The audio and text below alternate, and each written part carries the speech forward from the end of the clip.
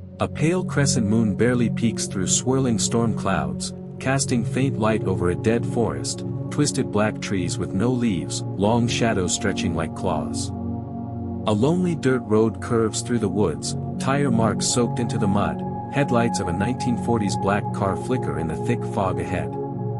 An old Victorian mansion emerges on a cliff edge, looming and silent, its roof cracked, windows dark, stone walls weeping with moss. Iron gates hang crooked on rusted hinges, chained but broken. The sign above reads, East Hollow House, 1899. A woman in her late 20s stands outside the car, short dark hair, leather travel bag, lantern in hand, staring up at the mansion in awe and dread. She steps past the gate into the overgrown courtyard, surrounded by dead rose bushes, cracked statues, and broken bird baths. The front door is massive and red, peeling paint, lion-headed brass knocker snarling with age. As she knocks, the door slowly opens on its own, creaking loudly into a dark void beyond. Inside the foyer, a grand but decaying entrance hall, twin staircases spiraling upward, chandelier broken and swinging. A close-up of her boots stepping across cracked tiles, dust rising with each step, revealing claw marks scratched into the floor. A massive mirror at the end of the hall reflects her, but not exactly, the reflection is delayed, and her mirrored eyes glow faintly silver.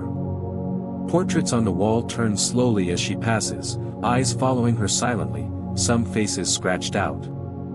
The moon outside slowly fades, dimming unnaturally, as if something unseen is eating it from the edges. She enters a library filled with thousands of dusty books, ladders toppled, a fireplace still warm despite no fire lit. One book sits on the floor, open to a page titled, What the House Remembers. She hears faint piano music, echoing from a distant wing, melancholic, broken, out of tune. Following the sound, she enters a music room, with a grand piano playing itself, keys pressing slowly under invisible hands. A black cat appears on top of the piano, glowing white eyes, staring at her without blinking. Suddenly, the entire room shudders, and the moonlight vanishes completely outside, plunging the house into deep shadow. She gasps, her lantern now glows silver, casting no warmth, just eerie light that seems to be absorbed by the walls. The woman stands at a three-way corridor, all directions dimly lit, the wallpaper peeling, floors groaning beneath her steps. Her reflection appears in a wall mirror again, but this time it smiles, even though she does not. She enters an old nursery, walls painted with faded stars and moons, dolls arranged in a perfect circle facing a boarded-up window. She peels away the boards, no window behind them, only a solid brick wall that pulses slightly with moonlight light. One doll falls over by itself, and from beneath it she finds a child's drawing, the house, with a mouth and teeth devouring the moon. Back in the hallway, the floorboards ripple beneath her, like a breathing beast under the wood. She finds a sealed wooden door with lunar carvings, softly glowing, ice-cold to the touch. The cat reappears behind her, then vanishes into shadow, leaving behind a pile of old bones where it stood. The chandelier in the foyer crashes down behind her, even though no one touched it. And from the broken crystal, blood leaks. A voice whispers from the dark hallway, "It knows you." The moon is now completely gone from the sky, leaving only pitch-black clouds swirling above the mansion. She lights a second candle, but it casts shadows in the wrong direction, defying all logic. She finds a strange room of floating furniture, chairs and clocks suspended in midair, spinning slowly. The walls begin to bleed silver liquid, flowing upward toward the ceiling, drawn to the last traces of moonlight in the house.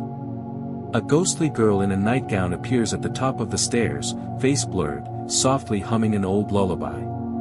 The woman calls out, the ghost looks down, then vanishes, leaving the lullaby still playing from nowhere. The hallway ahead of her stretches and bends, elongating into impossible angles, each door breathing open and shut. She enters a room where time has stopped, dust frozen in midair, a spinning top hovering without motion. In the center, an old journal lies open, pages blank except for one line, "I was eaten with the moonlight." Suddenly, a second set of footsteps echoes behind her, soft, wet, deliberate, but when she turns, no one is there. The woman runs down the hall, her footsteps echoing a second too late, as if the house lags behind reality. Doors around her slam shut one by one, sealing her in a long corridor with no end in sight. She opens a random door and finds a candlelit dining room, the table set for a feast, but all the food is rotten and breathing. Family portraits hang crooked on the walls, but the faces are missing, replaced with dark holes that leak shadow. She looks down, the floor beneath her turns into a slow-moving carousel, creaking as it rotates beneath her feet. The ghost girl appears beside her, holding a silver spoon, and whispers, "The house eats what it remembers." Lightning flashes, illuminating a massive mouth beneath the floor, made of stone and roots, teeth like rotting pillars. She flees up a narrow spiral staircase, with each step creaking like bones snapping under pressure. On the landing, a grandfather clock ticks backwards, each second echoing like a scream. A window shows the moon being swallowed whole, as if by an invisible beast, leaving only a ring of ghost light. He enters a child's bedroom frozen in time, toys mid-fall, pages of a book turning slowly on their own. A shadow in the corner moves against the candlelight, its body built of stitched-together faces whispering nonsense. She clutches a small pocket watch she found on a dresser, and as she opens it, her own eye stares back from inside. The walls pulse around her, covered in veins, beating like a heart in sync with her fear. She passes a hallway where time loops violently, seeing herself enter 3 times from different angles. Suddenly, the hallway collapses into a cavern of stone teeth, swallowing her into total darkness. She awakens in a pitch-black cellar, a single light bulb swaying overhead, revealing walls covered in names etched in blood. The ghost girl now stands upside down on the ceiling, eyes empty, voice echoing, "You fed it by stepping inside." A rusted iron door appears at the back of the cellar, moonlight barely seeping through cracks around its edges. As she opens the door, she enters a room with a sky for a ceiling, where stars flicker and die as she watches. The woman walks through the door into a celestial room, with stars flickering above her head and galaxies painted onto the walls. Floating candles drift mid-air, and each flame contains a flickering scene from her past, memories trapped like ghosts. She watches one candle up close, her childhood bedroom inside the flame, but it burns out when she reaches for it. A massive book appears on a stone pedestal, titled, "All That the House Has Swallowed." As she opens the book, the pages flip rapidly on their own, revealing drawings of previous victims, moon phases, and a great maw. One page shows her own face, eyes hollowed out, dated with today's date beneath it. She backs away, and the room's stars begin falling like rain, burning holes in the floor as they land. Suddenly, the room collapses sideways, and she tumbles through a spinning vortex of old memories, distorted and color-inverted. She lands in a banquet hall, the long table now filled with mirrors instead of food. Each mirror shows a different version of her, aged, screaming, smiling, hollow-eyed, all locked in eternal poses.